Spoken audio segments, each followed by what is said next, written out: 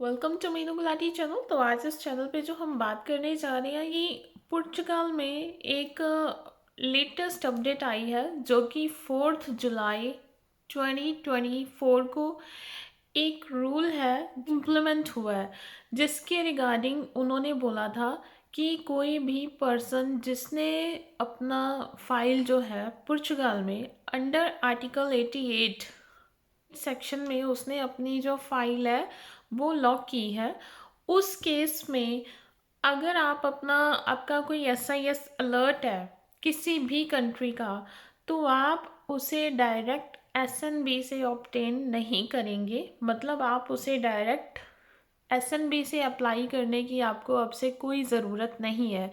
सो जिन लोगों की भी फाइल जो है वो 88 आर्टिकल के अंडर लॉक हुई है, उनमें से किसी को भी सिरेन नेशनल ब्यूरो से डायरेक्ट कांटेक्ट करने की ज़रूरत नहीं है अपना फॉर्म डिक्लेरेशन लेने के लिए, एसआईएस की डिक्लेरेशन लेने के लिए।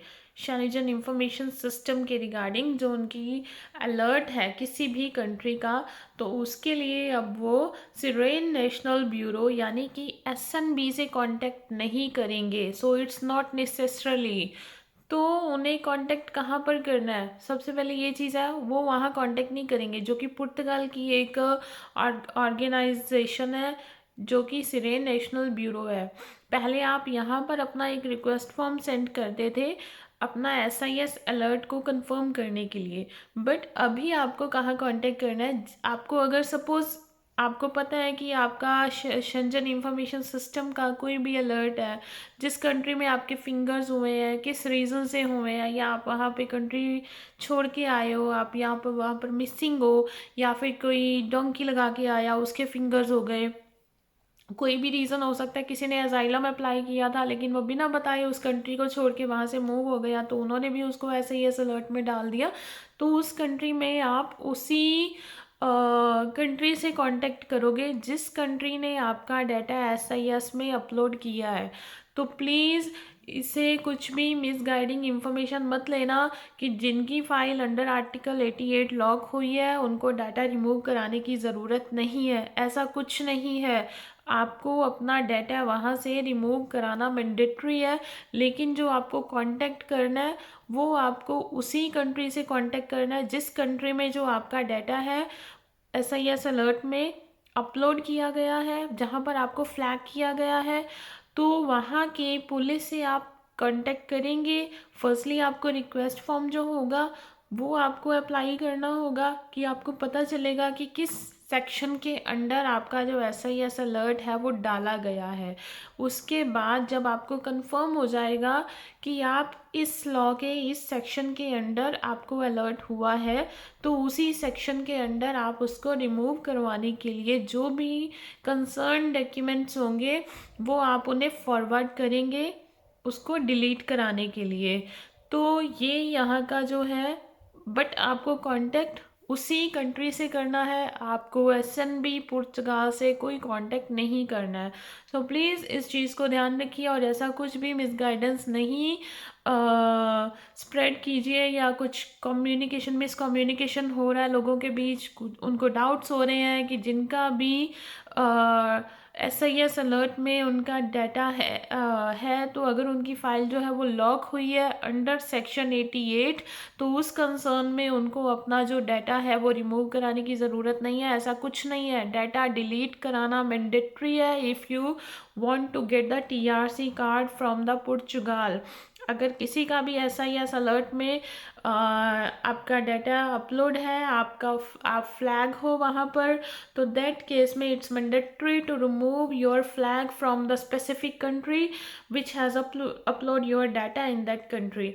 सो प्लीज़ इस इंफॉर्मेशन को केयरफुली अंडरस्टैंड करने की कोशिश कीजिए, और आपको जो कांटेक्ट करना है उसी स्पेसिफिक कंट्री से करना है। सपोज़ किसी का शंजन इंफॉर्मेशन सिस्टम का अलर्ट नॉर्वे से है, नीदरलैंड से है, तो वो नीदरलैंड को कांटेक्ट करेंगे।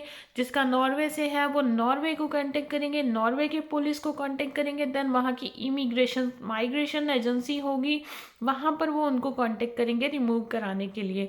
सो ये सिस्टम आपका जो होगा SIS को रिमूव कराने का होगा। बाकी जो मैं अपनी आज नेक्स्ट वीडियो अभी अपलोड करने जा रही हूँ उसमें मैं आपको 6 कंट्रीज़ के एड्रेस आपको मेंशन कर दूंगी। सपोज़ जिसमें आज मैं आपको Norway, Netherlands, Germany, Poland, Croatia, Slovakia, तो मैं ये 6 कंट्रीज़ के एड्रेस आपको आज अपलोड कर दूंगी अपनी वीडियो पर, जो मैं आज ही अपलोड करूंगी। और उसमें आपको ये इन्फॉर्मेशन मिल जाएगी कि आपको अगर किसी भी इन 6 कंट्रीज़ में आपका SIS अलर्ट है तो आपको उसके लिए किस एड्रेस पे, किस मेल आईडी पे कांटेक्ट करना है, कहाँ पर आपको वो रिक्वेस्ट फॉर्म को सेंड, किस पोस्टल एड्रेस पे सेंड करना है।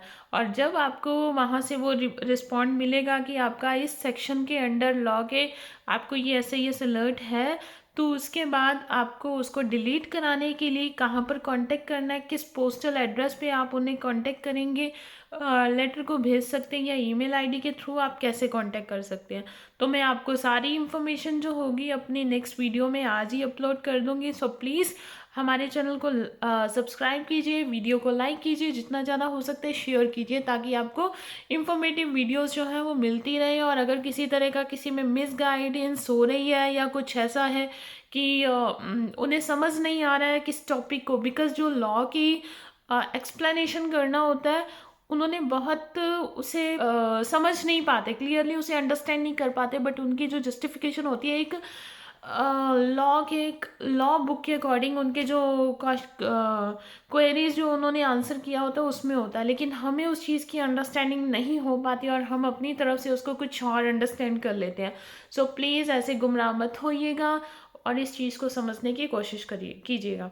So thanks for watch my video and please subscribe my channel and share the video how much you can. So thanks once again.